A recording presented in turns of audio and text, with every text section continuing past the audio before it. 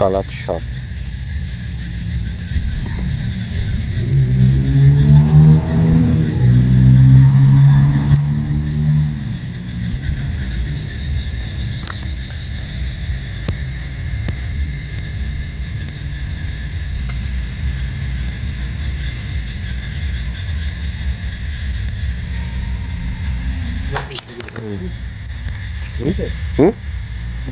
হ্যাঁ, মোবাইলটা তো ঢুকছে।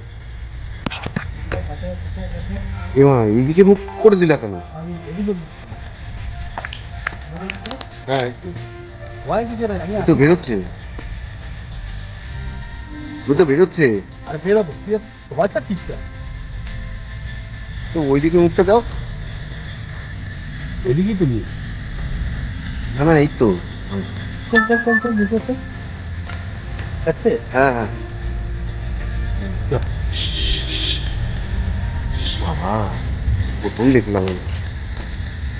ওই বালতির নিচে, ঠিক আছে, বালতির নিচে ঢুকে বসে আছে। মানে এই যে শোবার জায়গা চৌকি, ঠিক আছে, ও কিন্তু চেষ্টা করতো আস্তে আস্তে আস্তে আস্তে বিছানায় উঠে যাওয়া। হ্যাঁ, ও স্বভাব অনুযায়ী এই বিছানার মধ্যে উঠে পড়তো। এবং এই যে গ্রামেগঞ্জে আমরা বলি যে মশারিটা খাটিয়ে ঘুমাবেন, মশারিটা খাটিয়ে ঘুমানোর আগে বিছানাগুলো ভালো করে ঝেড়ে পুছে দেখে নেবেন। এই যদি আমরা কেউ ঝেড়ে পুছে দেখে না নিই, হঠাৎ করে কেউ এর মধ্যে শুয়ে পড়লো মশারিটা না খাটিয়েই, এই কালাজ কিন্তু এটা মশারি এই খাটের এই বেয়ে উঠে গিয়ে ওর স্বভাবটাই হচ্ছে এই নরম জায়গাটা পছন্দ। ওই দেখুন একদম বালতির নিচে, ঠিক আছে, এই যে মাথাটা। নমস্কার সকলকে, আমার ইউটিউব চ্যানেলের পক্ষ থেকে আন্তরিক শুভেচ্ছা এবং অভিনন্দন জানিয়ে বেশ কিছুদিন পর আবার আপনাদের কাছে ফিরে আসা, ব্যক্তিগত এবং আমার সাংগঠনিক বেশ কিছু কাজের ব্যস্ততার কারণে ধারাবাহিকভাবে আমার এই ইউটিউব চ্যানেলের মধ্যে দিয়ে আপনাদের কাছে অনেক অজানা কথা তুলে ধরতে পারিনি, মার্জনা চাইছি। চেষ্টা করব এখন থেকে নিয়মিতভাবে এই সব বিষয় নিয়ে আপনাদের সামনে আমার এই চ্যানেলের মাধ্যমে বেশ কিছু গুরুত্বপূর্ণ সাপ কামড়ের কেস হিস্ট্রিগুলো আপনাদের সামনে তুলে ধরা।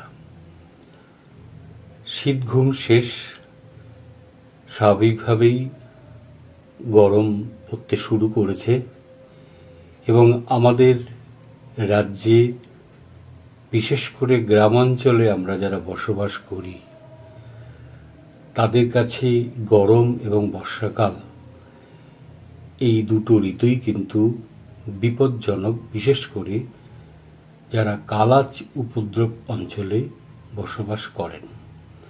কালাচ নিয়ে বহু কথা এর আগেও বলেছি, অনেক লেখালেখি সোশ্যাল মিডিয়ার মাধ্যমে করেছি, আপনারা জানেন, অনেকে পড়েছেন।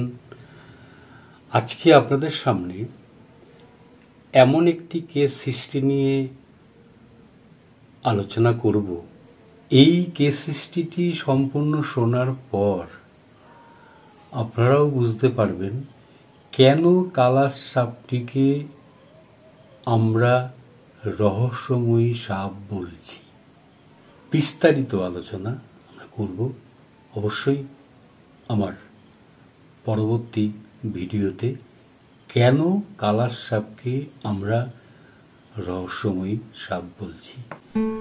সকল ভিউয়ারদের আবার আন্তরিক শুভেচ্ছা অভিনন্দন জানাই। আমার পাশে ছিলেন, আপনারা অবশ্যই থাকবেন। চেষ্টা করব এবার থেকে নিয়মিতভাবে আমার এই ইউটিউব চ্যানেলের মাধ্যমে আরও বেশ কিছু নতুন নতুন ভিডিও আপলোড করার। দেখতে থাকুন ভিডিও।